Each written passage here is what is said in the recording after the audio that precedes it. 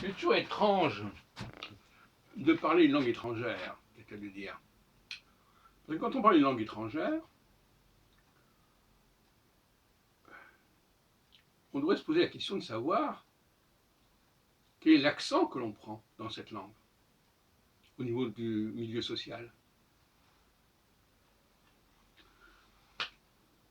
Parce qu'une langue, ça n'est pas une abstraction. Une langue, c'est enraciné dans un terreau culturel. On sait très bien que d'après la langue, d'après la façon de parler, d'après l'accent, on peut identifier l'origine. Il y avait d'ailleurs un film là-dessus, je crois que ça s'appelle Le Docteur Dolittle, avec Rex Harrison, et puis je crois même Audrey Hepburn, si je me trompe, ou alors une autre, qui, ce monsieur prétendait déterminer le quartier de Londres où vivait une personne par son accent. Et quand on parle une langue étrangère, la seule sonorité significative serait en quelque sorte l'accent étranger. C'est-à-dire, par exemple, si je parle hébreu, j'aurais un accent français.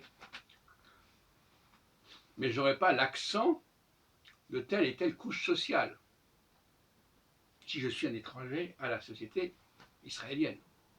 Comme je pourrais prendre d'autres exemples dans d'autres domaines, bien entendu.